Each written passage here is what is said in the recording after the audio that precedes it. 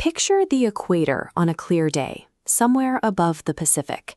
A thick band of cloud hangs over water, turning sunlight into a soft, bright haze. If Earth has a furnace, this is where it runs hottest. Now, bury that equator. Bury it in kilometers of solid, grinding ice that stretches all the way from pole to pole, choking the shorelines and sealing off the oceans entirely. To understand how the entire planet froze, we have to look at Earth's natural thermostat. Volcanoes constantly vent carbon dioxide into the air, acting as a planetary heating mechanism. To balance this, rainwater reacts with exposed rock, a process called silicate weathering, which pulls that carbon dioxide right back out of the atmosphere, cooling the Earth down.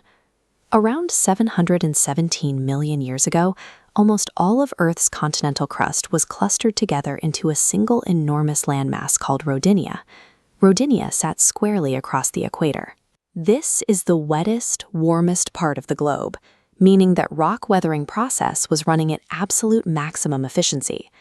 Then, an enormous volcanic event erupted across what is now northern Canada. It smothered roughly 6 million square kilometers of Rodinia in a fresh layer of highly reactive basalt rock. Sitting right in that humid equatorial zone, this new rock hyper-accelerated the weathering process, rapidly stripping carbon dioxide from the sky. Earth's climate operates on a precise mathematical balance of carbon. This geographical anomaly broke the equation. The thermostat failed, and a planetary scale trap was set. With carbon dioxide plunging, the greenhouse effect weakened. Global temperatures dropped degree by degree, allowing polar ice sheets to grow and creep steadily outward from the poles. This model tracks the ice-albedo feedback loop. Dark oceans absorb solar energy, but white ice bounces it back to space. More ice means less heat retained, driving further expansion. There's a critical threshold. If glaciers reach 30 degrees of latitude, reflected sunlight overwhelms the climate. Even the intense direct heat of the tropical sun can no longer warm the remaining open ocean enough to halt the advancing glaciers. The physics take over entirely. The feedback loop became self-sustaining and irreversible. The trap snapped shut, locking the entire planet in a permanent ice age. For 57 million years, the Earth was encased. The ocean surface was sealed under kilometers of solid ice, plunging the waters below into absolute darkness and completely cutting off the oxygen supply from the atmosphere. We know this happened because of the rocks left behind. Iron from underwater vents accumulated in this oxygen-starved ocean for millions of years.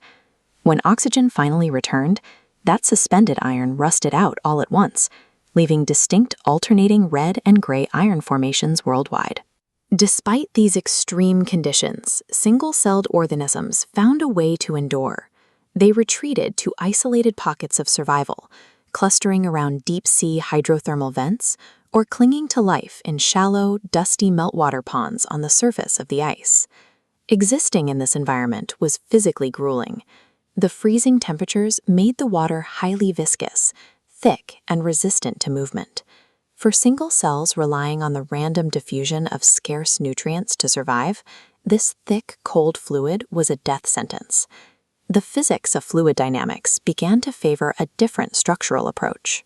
Cells that clumped together into coordinated, hollow spheres could swim through this viscous environment, generating deliberate water currents to sweep scarce food particles into their collective path. The severe, unrelenting pressure of a frozen ocean acted as a harsh evolutionary filter. These brutal physical parameters provided the selective pressure that favored the invention of multicellular coordination. Thawing a completely frozen planet presents a massive logistical problem.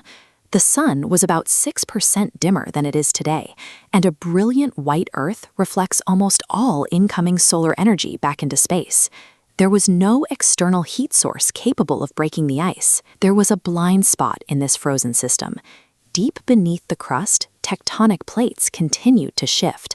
Volcanoes kept erupting, entirely indifferent to the frozen shells sealing the surface above them.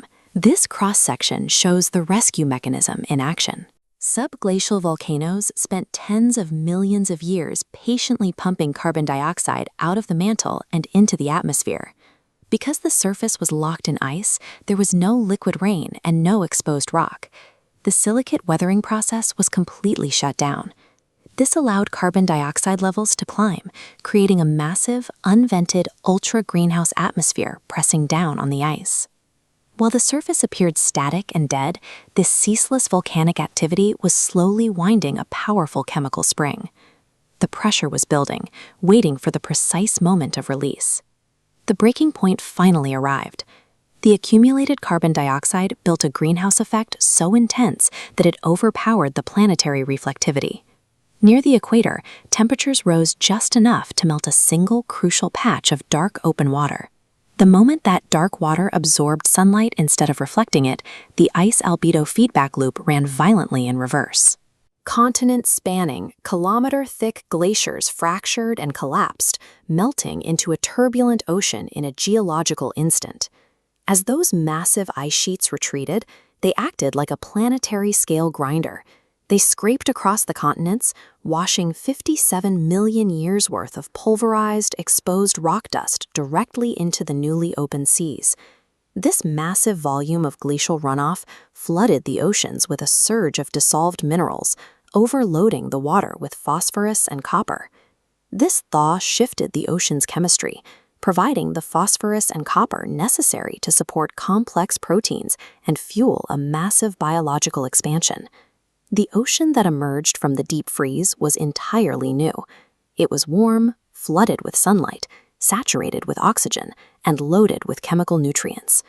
The biological payoff to this chemical surge was the Ediacaran period. The fossil record suddenly explodes with macroscopic, complex life. These fossilized circular stromatolites preserve the rapid, massive biological response that took place in those post-glacial waters. The lineages that had learned to coordinate in the frozen dark were now unleashed into this nutrient-rich environment.